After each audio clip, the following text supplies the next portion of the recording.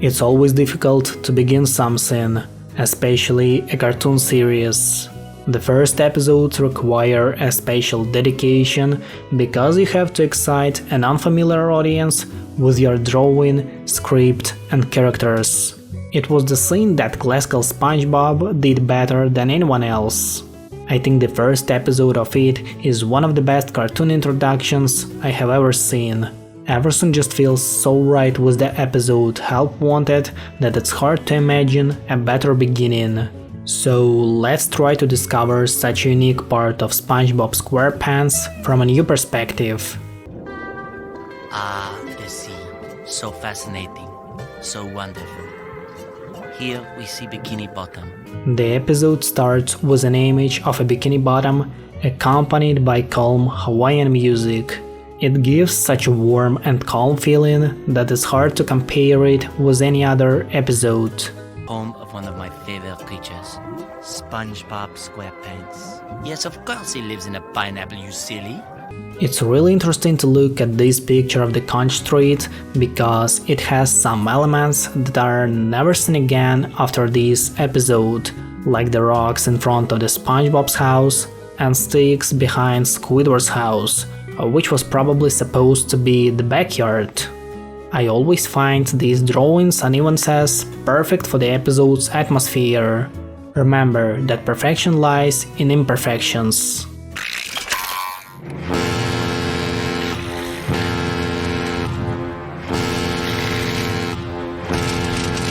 Here is another forgotten detail from season 1. It's SpongeBob's pet. No, it's not Gary, who is famously known and appears in many episodes. I want to talk about this tiny clam in a cage.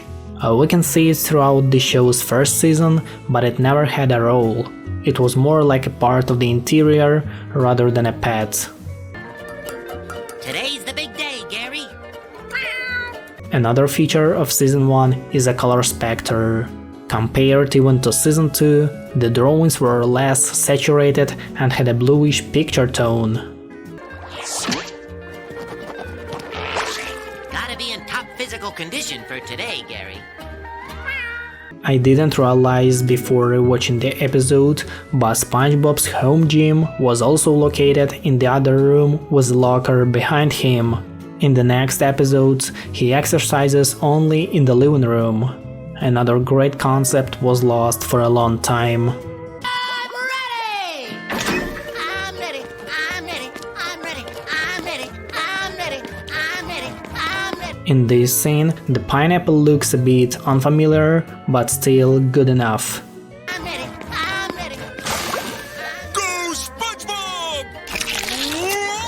I really enjoyed Patrick's character in the first episode, as we see him not only as a dumb friend of SpongeBob, but also a great supporter and advisor who helps him make needed decisions. Patrick was a really cool character in the first few seasons. The finest eating establishment ever established for eating. The Crusty Crab. Home of the Krabby Patty, with a help wanted sign in the window. This is one of my favorite Crusty Crab's arts of all time. A bright picture, but not too bright, with a great art style, a shiny sunrise and a chill vibe. It gives me emotions with which I always associated this restaurant. For years I've been dreaming of this moment. I'm gonna go in there, march straight to the manager, look him straight in the eye. This is what the perfect beginning of the day looks like. Can't do this! Patrick! Where do you think you're going? I was just... No, you're not. You're going to the Krusty Krab and get that job! When SpongeBob wants to quit, Patrick once again helps him to get the job. I'm not good enough! Whose first words were, "May I take your order"? Mine were. Who made a spatula out of toothpicks and woodshop? I did. I told you he's a good friend.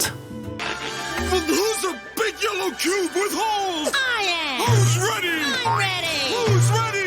I'm ready! Squidward isn't glad to see SpongeBob trying to get a job in his workplace. However, in the depths of his soul, he was glad to see his neighbor.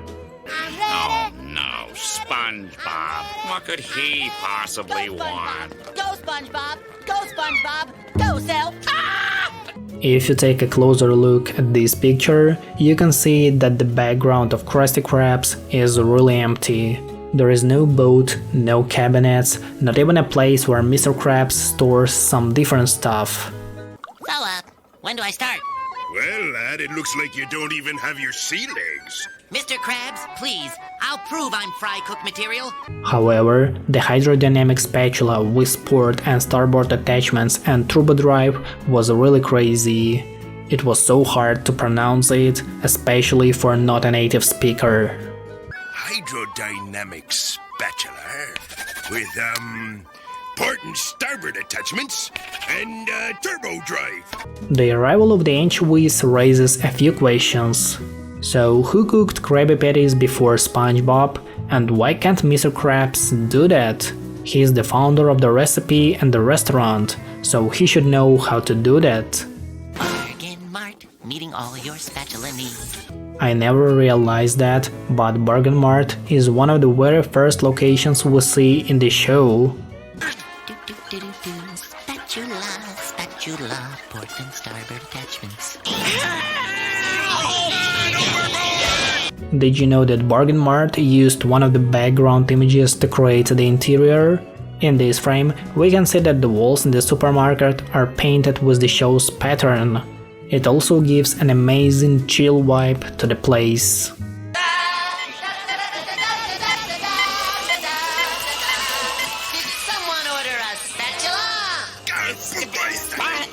Oh, and the spatula was a cool one.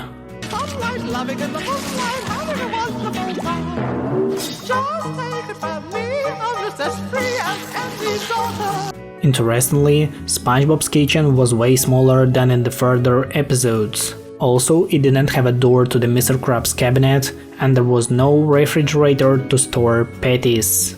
Alright. Hip hip! Alright, Mr. Krabs. I'll be in my quarters, counting out the booty.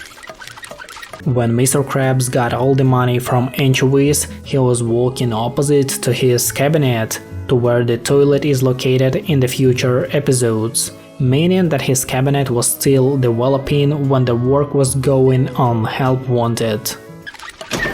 Good morning, Krusty Crew! What would you like to order, Patrick? One Krabby Patty, please! For me, this episode is the greatest cartoon introduction I have ever watched. It's short and simple, given all the important information in just 8 minutes. We saw a few different locations, met all of the show's main cast, and even saw an important element of SpongeBob's story. So his employment with the Krusty Krabs was never a mystery.